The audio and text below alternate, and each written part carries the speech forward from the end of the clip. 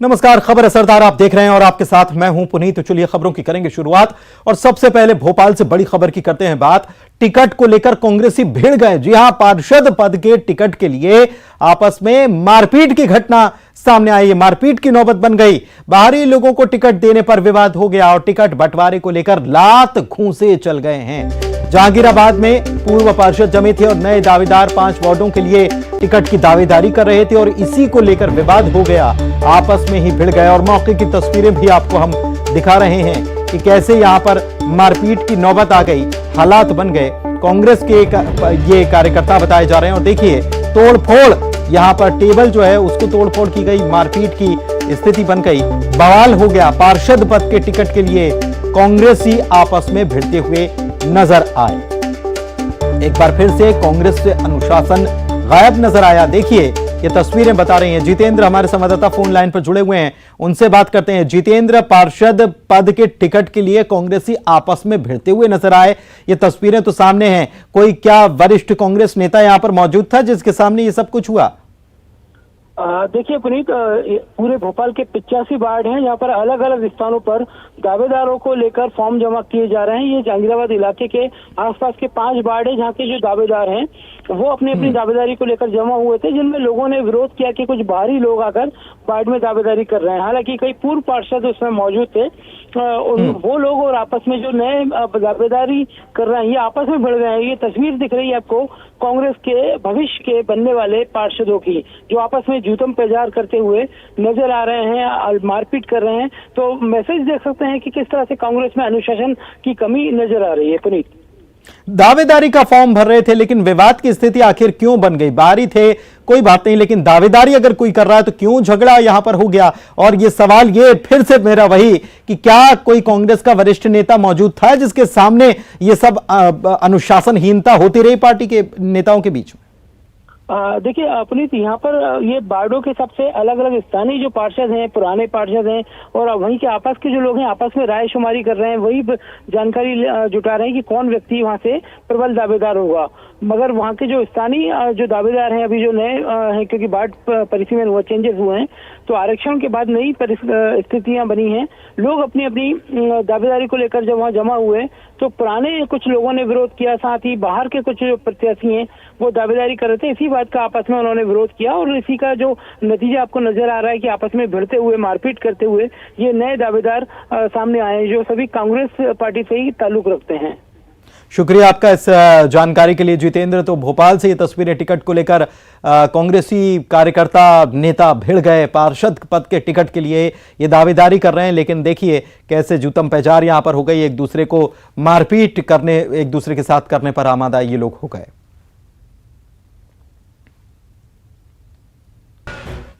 और अब बात उस जख्म की जो कभी भरने वाला नहीं है, क्योंकि उत्तरकाशी में जो हादसा पेश आया है उसके बाद अब सभी 25 शव खजुराहो पहुंच चुके हैं और वहां से खजुराहो एयरपोर्ट से श्रद्धालुओं के शवों को उनके अपने अपने गृह ग्राम के लिए रवाना कर दिया गया है। ताबूतों में शव देखकर लोग भावुक हो गए। शवों के साथ वी डी शर्मा भी लौटे हैं, वे खुद मौजूद थे। इनके साथ मंत्री बृजेंद्र सिंह भी मौजूद थे और पूरा पन्ना गम के सैलाब में डूब चुका है। सभी 25 शव पैतृक गांव के लिए रवाना कर दिए गए हैं। एयरपोर्ट पर वी डी शर्मा ने खुद एम्बुलेंस में पार्थिव देहों को रखवाया है। उधर गांव में मातम पसरा हुआ है, वहां दुख का सैलाब है। साथ ही साथ वहां इंतजार हो रहा है उन परिजनों, उन अपनों का, उन परिजनों का जो गए थे तीर्थ यात्रा पर गाजे बाजे के साथ, जिनको रवाना किया था, लेकिन वे आज लौट रहे हैं। तो इस अवस्था में कि हर कोई इस मंजर को देखकर भावुक हो गया है। बेहद दुखद ये पल उन परिवारों के लिए जिनके परिवारों से लोग तीर्थ यात्रा पर गए थे, लेकिन आज वे इस दुनिया में नहीं हैं। हादसे में वे अपने प्राण गंवा चुके हैं। ये जो दुर्घटना उत्तरकाशी के अंदर अपने संसदीय क्षेत्र के, खास तौर पर पन्ना जिले के 25 हमारे भाई बहन इस बड़ी दुर्घटना में चले गए, बहुत दुखद घटना हुई है। हम सब लोग इस घटना से बहुत व्यथित हैं। रात भर लग कर के मैं तो उनको धन्यवाद देता हूँ उत्तराखंड के माननीय मुख्यमंत्री धामी जी को, उनके प्रशासन को और हमारे मुख्यमंत्री जी को कि रात में 100 फीट नीचे गहरी खाई के अंदर से रेस्क्यू ऑपरेशन करके सभी बंधुओं को वहाँ से निकाला और 3 हमारे बंधु आज एडमिट हैं और वो मुझे लगता है भगवान की कृपा से जल्दी ठीक होंगे। उनको बेहतर ट्रीटमेंट वहाँ पर मिल रहा है बहुत गंभीरता के साथ और उन सभी बंधुओं को आज यहाँ पर 25 जो हमारे संसदीय क्षेत्र के जो ऐसे नागरिक हैं उन सबको लेकर के यहाँ पर आए हैं। हम सब लोग उनके परिवार के साथ खड़े हैं। हमारे मंत्री ब्रजेंद्र प्रताप सिंह जी भी कल से वहाँ पर थे और सब पूरी भारतीय जनता पार्टी, पूरी सरकार उन सबके साथ खड़ी है।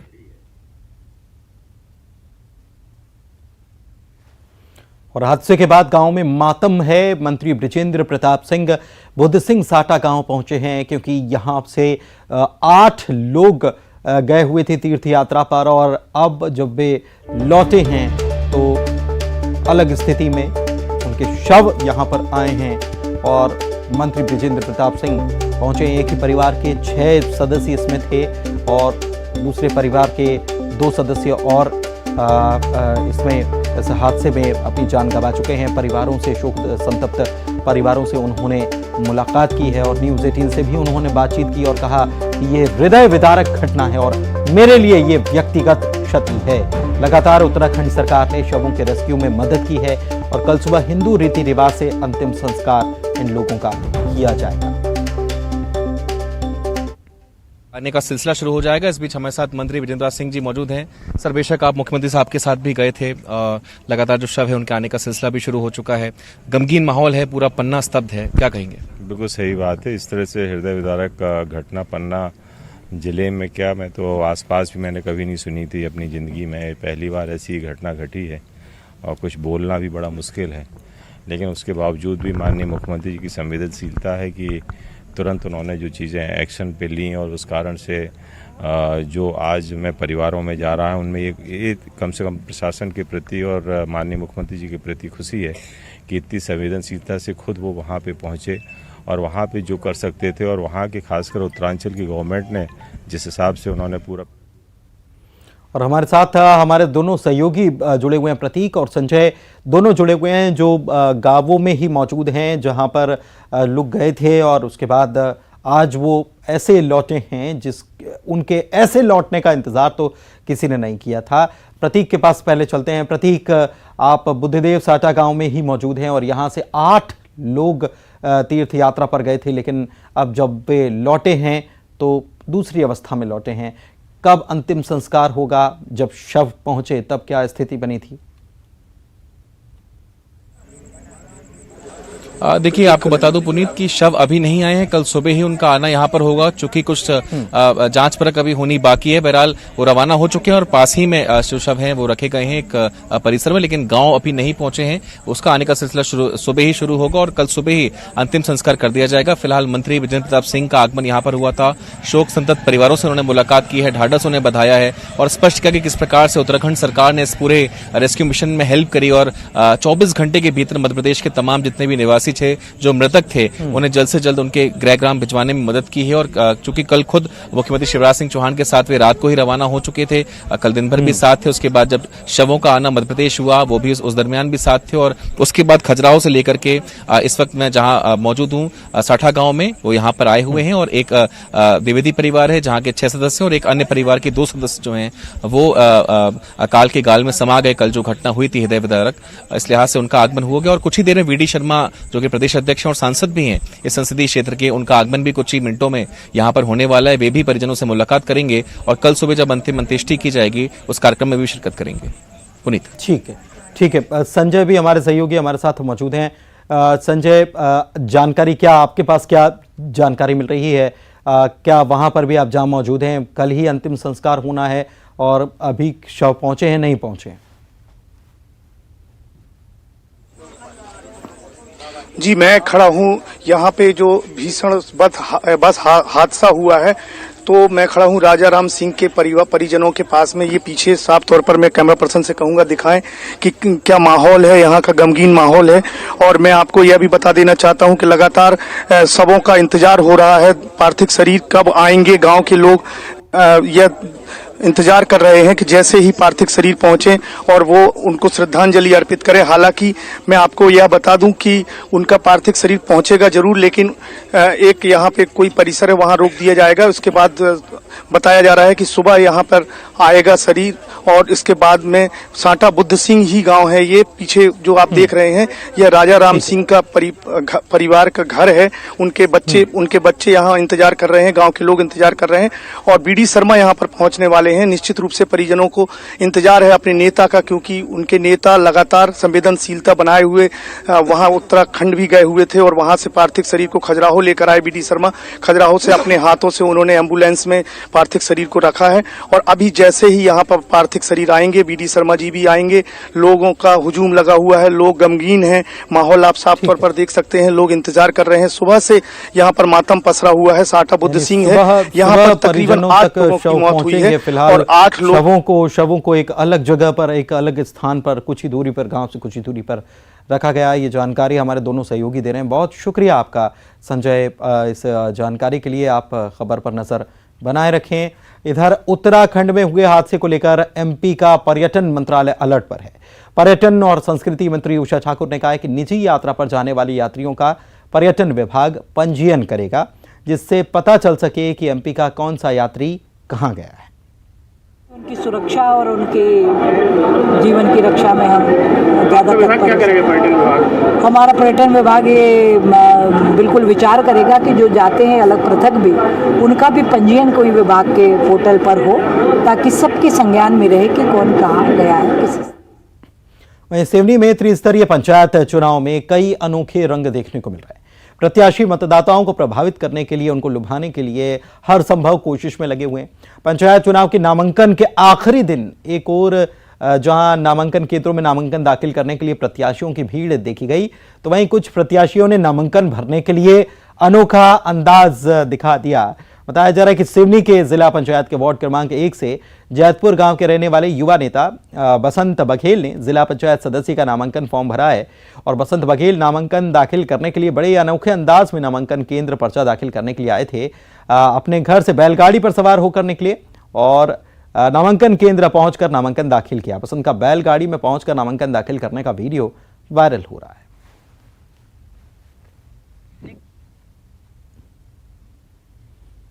रतलाम कलेक्ट्रेट में महिला प्रत्याशियों की खासी भीड़ देखने को मिली, जो अपने आला नेताओं के साथ जिला पंचायत के कई वार्डों से अपना नामांकन दाखिल करने पहुंची थी। नामांकन दाखिल करने के दौरान दोनों दलों के नेताओं ने नारेबाजी और जमकर शक्ति प्रदर्शन भी किया।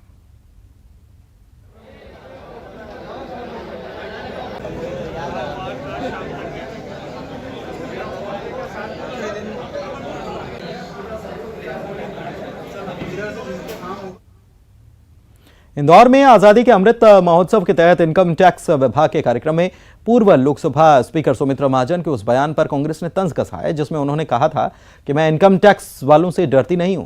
कांग्रेस के प्रदेश प्रवक्ता नीलाभ शुक्ला का कहना है कि इनकम टैक्स और ईडी से भारतीय जनता पार्टी के नेताओं को डरने की जरूरत भी नहीं है। उधर बीजेपी ताई को राजनीति में शुचिता का उदाहरण बता रही है।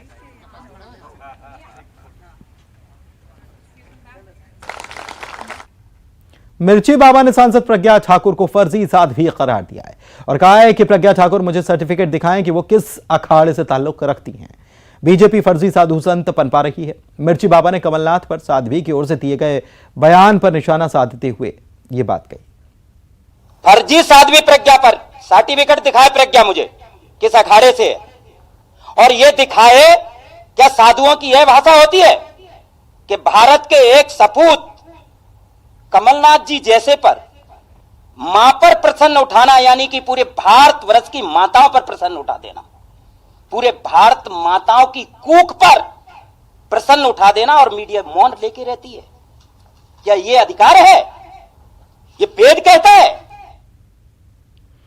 इंदौर क्राइम ब्रांच ने 3 ऐसे शातिर बदमाशों को गिरफ्तार किया है जो तंत्र क्रिया के नाम पर धोखाधड़ी करते। तांत्रिकों ने नोट डबल करने के नाम पर एक दंपति से 4,16,000 रुपए ठग लिए थे। तंत्र क्रिया से पूर्व नकली तांत्रिकों ने दंपति को कंकाल का वीडियो दिखाया। इसमें उन्होंने दिखाया कि क्रिया के दौरान कैसे कंकाल उठता है और कैसे आसमान से नोटों की बारिश होती है। इस वीडियो को देखकर दंपति को उन पर भरोसा हो गया। उन्होंने लगभग 4 लाख रुपए उसे दे दिए।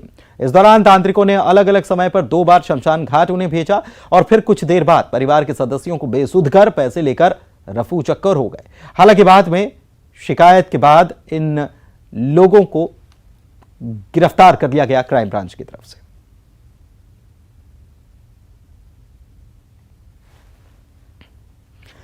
इंदौर से खबर है जहां पर क्राइम ब्रांच ने लोगों को करोड़पति बनाने का झांसा देने वाले 3 आरोपियों को गिरफ्तार किया। जो खबर हम आपको बता रहे थे, तंत्र क्रिया और पूजा पाठ के नाम पर लोगों को ये बरगलाने का काम करते थे और इनकी तस्वीरें देख लीजिए। ये नोटों की बारिश करने का दावा करते थे, लेकिन इनकी करतूत ये कि लोगों को असल में ये ठग रहे थे और आखिरकार इनका पर्दाफाश हो ही गया।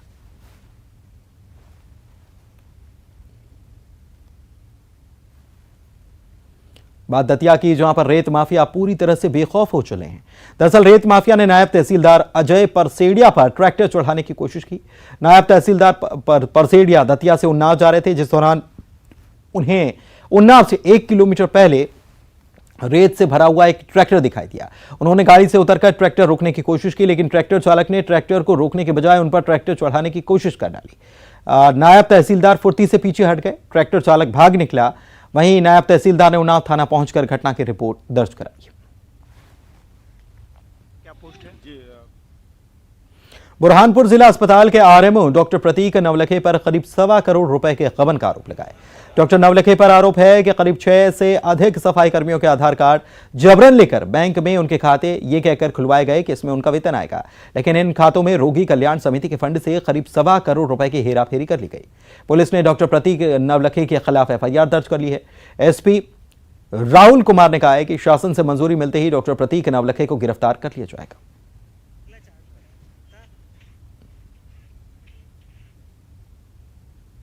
श्योपुर में खाद्य विभाग और प्रशासन की टीम की छापेमार कार्रवाई देखने को मिली। यहां पर दूध डेयरी समेत 6 मिठाई की दुकानों से दूध, मावा, पनीर, मिठाइयों के लिए सैंपल लिए गए। इस कार्रवाई से मिलावट माफियाओं में हड़कंप मच गया। देखते ही देखते ज्यादातर मिलावटखोर दुकानें बंद कर भाग निकले। मामला जिले के ओछापुर और वीरपुर कस्बे का है।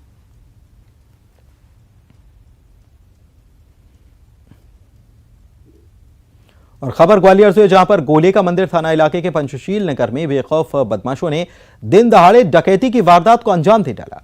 बाइक से आए 6 बदमाशों ने कट्टे की नोक पर निजी कॉलेज के प्रोफेसर के घर से 60,000 रुपए और 10 लाख रुपए कीमत का सोना लिया और वहां से भाग निकले। सीसीटीवी कैमरे में बदमाशों के चेहरे कैद हो गए।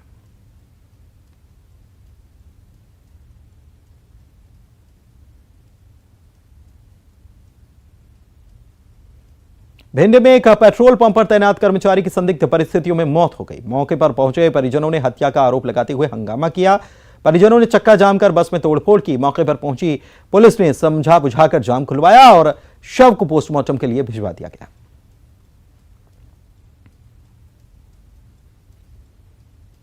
सागर से मानवता को शर्मसार करने का मामला सामने आया। यहां पर रेलवे टीसी ने हैवानियत की सारी हदें पार करते हुए दिव्यांग महिला को हवस का शिकार बनाया। दरअसल ट्रेन से आई दिव्यांग महिला के बिना टिकट होने पर प्लेटफॉर्म पर तैनात टीसी ने उसे रोका, धमकाकर अपने रेलवे क्वार्टर में ले गया, जहां उसने महिला के साथ दुष्कर्म की वारदात को अंजाम दिया। फिलहाल जीआरपी मामले की जांच कर रही है। वहीं आरोपी टीसी फरार हो चुका है।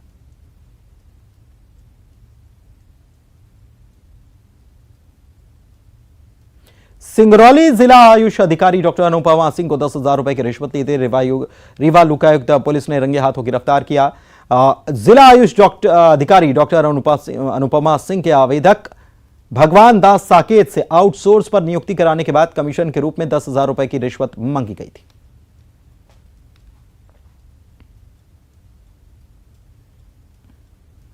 भिंड के गोह तहसील में नायब तहसीलदार के यहां पदस्थ रीडर को 10,000 रुपए की रिश्वत लेते गिरफ्तार किया गया। रीडर ने किसान से जमीन नामांतरण कराने के नाम पर 15,000 की रिश्वत मांगी थी।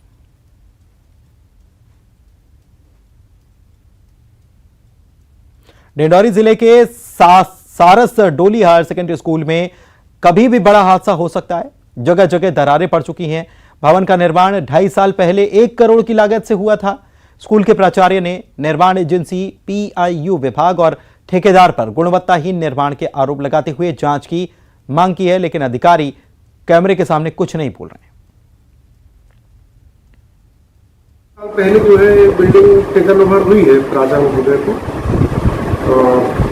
बीच में मेरे आने के बाद मैंने बिल्डिंग की सिचुएशन को देखा तो मैंने जो ठेकेदार ने काम करवाया है संपर्क किया था। 5 वर्ष तक ये बिल्डिंग आपके पोजीशन पर है, इसकी देखरेख की आपकी जवाबदारी है, तो थोड़ा इसको देख लीजिए आप। मगर वो मेरी बातों को अनसुना किए हैं और वो विद्यालय में देखने का कोई औचित्य ही नहीं समझा। वर्तमान स्थिति में इतनी दरार इसमें आ गई है, ऐसा महसूस होता है कि 2-4 साल में छत प्लास्टर लगेगा है। और स्कूल की जो जितने कमरे हैं बाहर से लेकर अंदर तक पूरी दरारें आ चुकी हैं और दरारें के साथ साथ में मेरे को तो लगता है कि 2-4 साल में ये छत न गिर जाए।